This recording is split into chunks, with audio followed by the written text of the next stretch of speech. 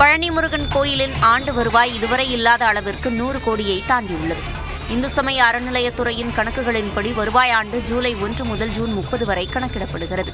இதன்படி கடந்த 2025-2026 ஆண்டு கணக்கின்படி மொத்தமாக சுமார் 103 கோடியே 24 லட்சம் ரூபாய் வருவாய் கிடைத்துள்ளது. பழனி தண்டாயுதபாணி சாமி கோயில் வரலாற்றில் முதன்முறையாக ஆண்டு வருவாய் 100 கோடியை கடந்து சாதனை படைக்கப்பட்டுள்ளதாக கோயில் நிர்வாகம் தெரிவித்துள்ளது.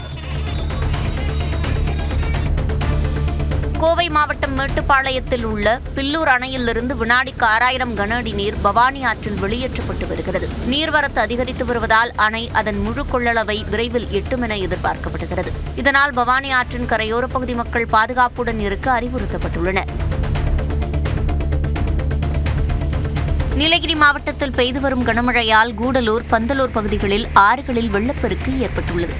இதனையடுத்து பொதுமக்கள் ஆறுகளில் குளிக்கவோ, துணி துவைக்கவோ செல்ல வேண்டாம் என்றும், கரையோர மக்கள் பாதுகாப்பாக இருக்க வேண்டும் என்றும் மாவட்ட ஆட்சியர் லட்சுமி பவ்யா தண்ணீர் அறிவுறுத்தினார். மேலும் கூடலூர் மற்றும் பந்தலூர் பகுதிகளில் நிவாரண முகாம்கள் தயார் நிலையில் இருப்பதாகவும் அவர் தெரிவித்தார். தயவுசெய்து ஆற்றுல எதர் ஸ்விம்மிங் பண்றதுக்கோ இல்லையா பாத் பண்றதுக்கோ வேற எந்த விளையாடுறதுக்கோ ஸ்டூடெண்ட்ஸ், பசங்க இல்லைன்னா எனிபடி ஆஃப் எனி ஏஜ் தயவுசெய்து போக வேண்டாம். Because it is very dangerous during rainy season. Srivaikuntam தாவேகா எம்எல்ஏ சரவணன் உயிருக்கு அச்சுறுத்தல் இருப்பதாக கூறியதைத் தொடர்ந்து அவருக்கு துப்பாக்கி ஏந்திய போலீஸ் பாதுகாப்பு வழங்கப்பட்டுள்ளது. திமுக பிரமுகர்கள் சிலர் தன்னிடம் 100 கோடி ரூபாய் வரை பேரம் பேசியதாகவும், தனது வாகனத்தின் மீது லாரி மோத முயன்றதாக செய்தியாளர்கள் சந்திப்பில் அவர் பரபரப்பு குற்றம் சாட்டினார். அவர் தனது உயிருக்கு அச்சுறுத்தல் இருப்பதாகவும் தெரிவித்திருந்தார். இதையடுத்து தூத்துக்குடி ஆயுதப்படையைச் சேர்ந்த 2 காவலர்கள் 24 மணி நேரமும் சுழற்சி முறையில் பாதுகாப்பு பணியில் ஈடுபடுத்தப்பட்டுள்ளனர்.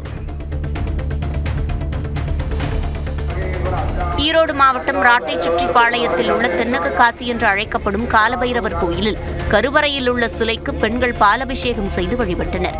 இக்கோயிலில் சிறப்பம்சமாக பெண்கள் தேய்பிறை அஷ்டமி என்று கருவறைக்கு சென்று பாலாபிஷேகம் செய்து வழிபடுவது வழக்கம்.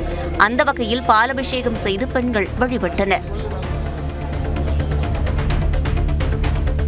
தாவேகவினரின் ஆர்வக் கோளாறே வீடியோ சர்ச்சைகளுக்கு காரணம் என்று காங்கிரஸ் எம்பி கார்த்தி சிதம்பரம் கருத்து தெரிவித்துள்ளார். காரைக்குடியில் செய்தியாளர்களிடம் பேசிய அவர், தாவேக அரசுக்கு செயல்பட கால அவகாசம் வழங்க வேண்டும் என்றும் கூறினார். கட்சியில் இருப்பவர்கள் கொஞ்சம் ஆர்வமாக இருக்கிறார்கள். அதுக்கப்புறம் இன்னைக்கு இருக்கிற இந்த சோசியல் மீடியாவை கொஞ்சம் கையாளக்கூடியவர்களாக இருக்கிறார்கள். அது கொஞ்சம் ஆர்வக் கோளாறு. அது போக போக கொஞ்சம் டெம்பரன்ஸ் வரும். அது அவங்க தலைமை தான் அதை கொஞ்சம் டெம்பரன்ஸை கொண்டு வரணும்.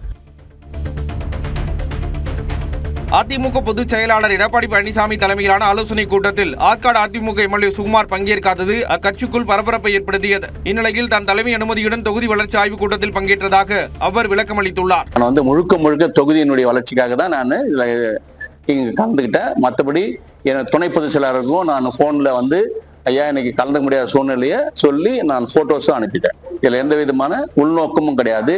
நான் எனக்கு பொதுச் செயலாளர் ஐயா எடப்பாடியார் தான்.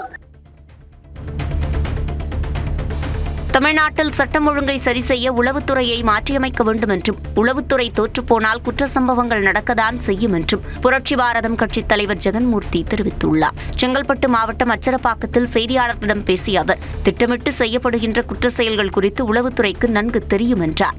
இது தொடர்ந்து இந்த சம்பவங்கள் நடைபெறுகிறது என்று சொன்னால் உளவுத்துறையை மாற்றி அமைப்பதை தவிர வேறு வழி இல்லை. ராணிப்பேட்டையில் அனைத்து துறை அரசு அலுவலர்களுடன் வளர்ச்சி திட்ட பணிகள் குறித்து கூட்டுறவுத்துறை அமைச்சர் காந்திராஜ் ஆய்வுக் கூட்டம் நடத்தினார். பின்னர் செய்தியாளர்களிடம் பேசிய அவர், கடந்த ஆட்சியில் ராணிப்பேட்டை மாவட்டத்தில் எவ்வித ஊழலும் நடைபெறவில்லை என்று தெரிவித்தார். இதில் இப்போ ஆய்வு பண்ணியிருக்கோம். அந்த மாதிரி தவறுகள் எந்த மாதிரி நடந்த மாதிரி தெரியல. இப்போ ஒரு 80 விழுக்காடு முடிஞ்ச நிலையில இருக்கு. இன்னும் ஒரு 20% தான் இருக்கு. முடிஞ்சதுன்னா அது மக்கள் பயன்பாட்டுக்கு உடனடியாக கொண்டு வந்துருவோம். கோவை காந்திபுரம் பேருந்து நிலைய வளாகத்தில் உள்ள ஆவின் விற்பனை மையத்தில் பால்வளத்துறை அமைச்சர் விஜயலட்சுமி திடீர் ஆய்வு மேற்கொண்டார். ஆவின் பொருட்களின் இருப்பு, விற்பனை பதிவுகள், தயாரிப்பு மற்றும் காலாவதியான தேதிகளை நேரில் ஆய்வு செய்து அதிகாரிகளிடம் கேட்டறிந்தார்.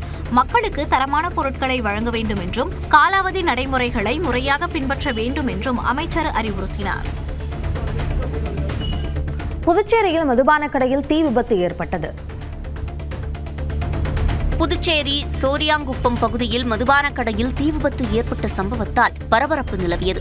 கடலூர் புதுவை எல்லையான சோரியாங்குப்பம் பகுதியில் 10க்கும் மேற்பட்ட தனியார் மதுபான கடை மற்றும் கார்கள் இயங்கி வருகின்றன. அப்பகுதியில் இருந்த மூங்கில் தோப்பு எரிந்தபோது அதிலிருந்து மதுபான கடைக்கு தீ பரவி இந்த விபத்து ஏற்பட்டது. இதனால் அந்த பகுதியில் இருந்தவர்கள் அலறியடித்து ஓட்டம் பிடித்தனர்.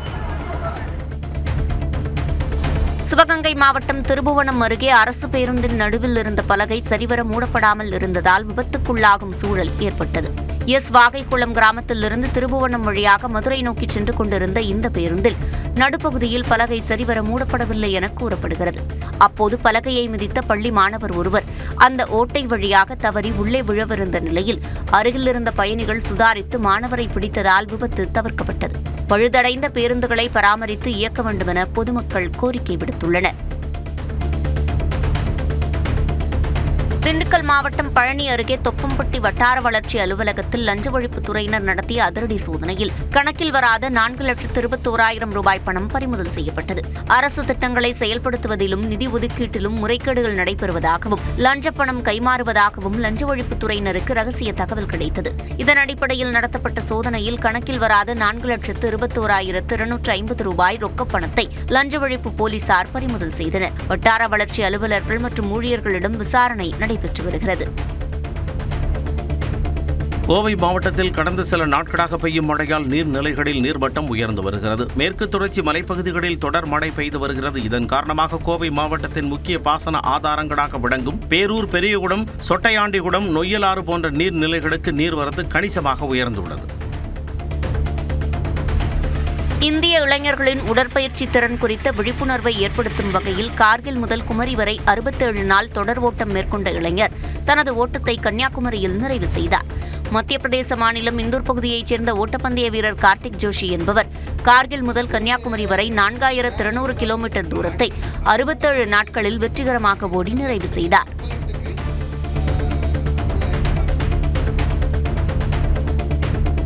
திருப்பூர் மாவட்டம் முத்தூரில் உள்ள விவேகானந்தா கல்வி நிறுவனங்களின் உரிமையாளர் சக்திவேல் ஈரோடு ரயில் நிலையத்தில் சரக்கு ரயில் முன் பாய்ந்து தற்கொலை செய்தார். தகவலறிந்து வந்த ரயில்வே போலீசார் உடலை மீட்டு ஈரோடு அரசு மருத்துவமனைக்கு பிரேத பரிசோதனைக்காக அனுப்பி வைத்தனர்.